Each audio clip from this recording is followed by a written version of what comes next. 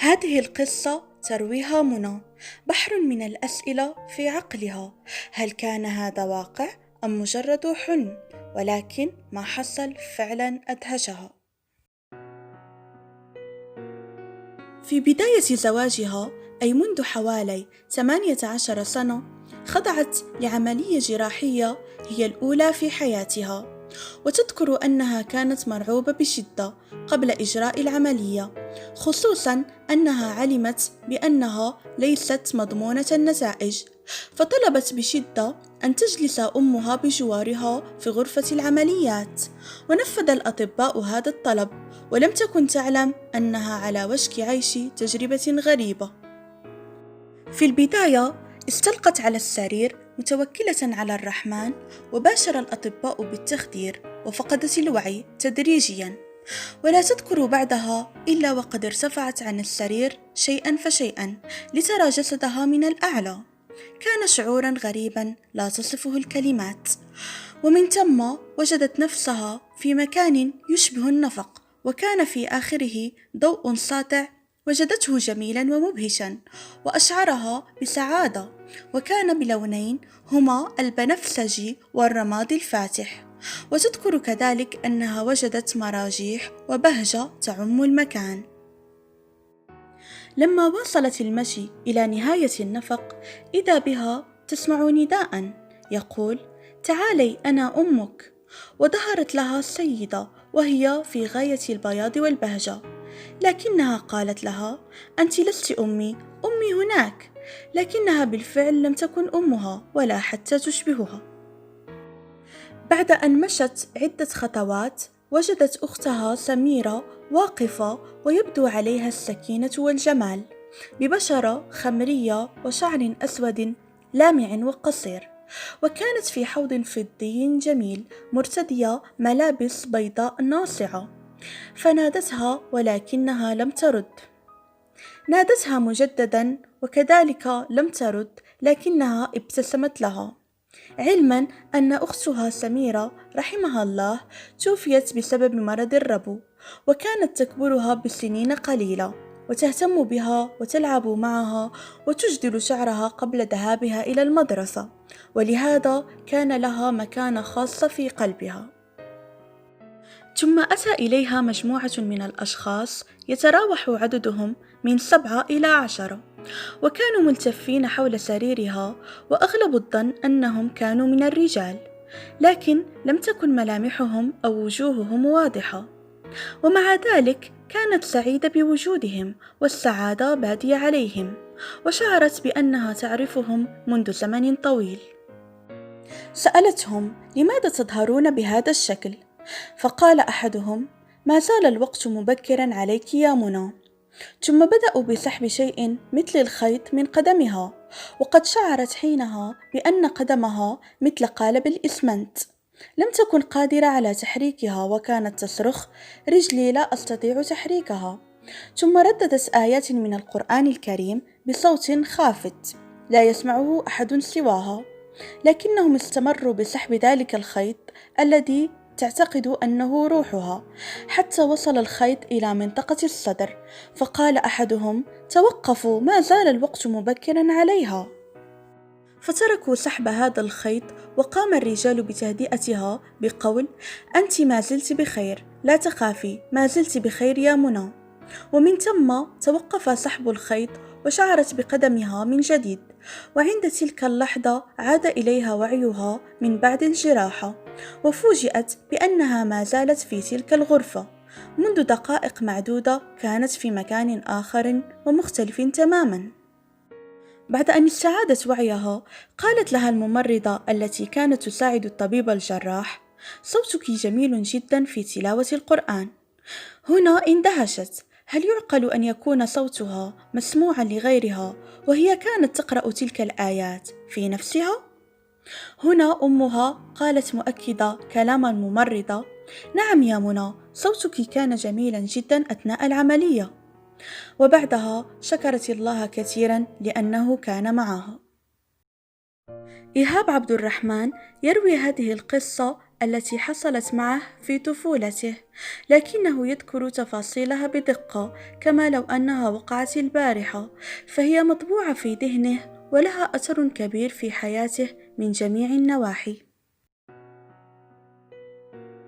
كان حينها في السادسة من العمر، وكان الطفل الوحيد لأمه وأبيه في ذلك الوقت، ولهذا أمه كانت تخاف عليه بشدة، لدرجة أنها كانت تمنعه من الخروج واللعب حتى في حديقة المنزل الواسعة إلا بوجودها.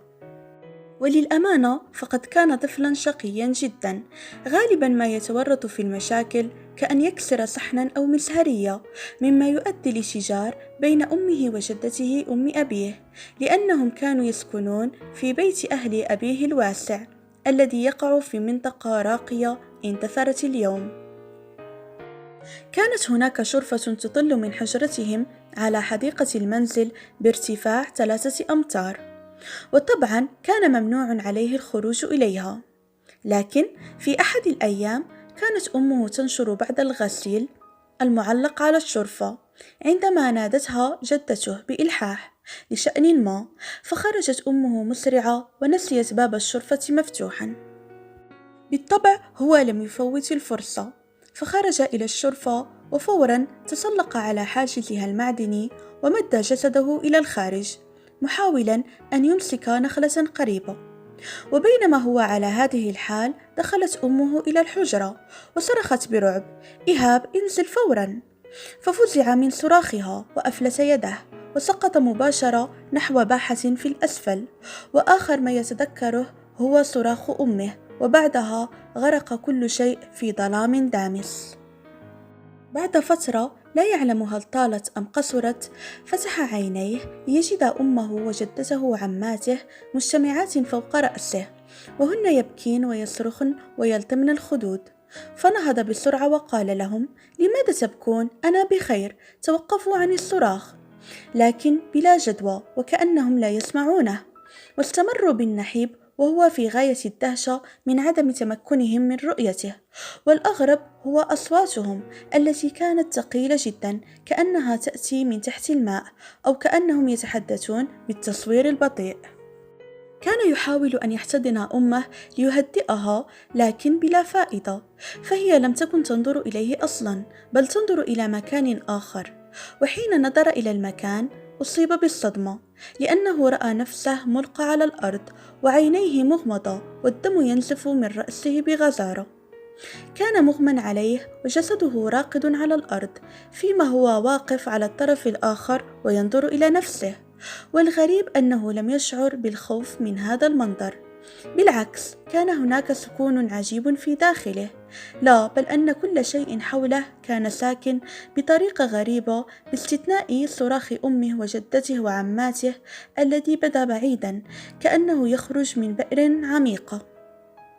بينما هو على هذه الحالة يتلفت حوله بحيرة، تناهى فجأة إلى سمعه صوت أطفال يضحكون، فنظر يبحث عنهم، لكن لم يرى أي أحد في المكان سوى النسوة اللواتي اجتمعن حول جسده المسجى على الأرض.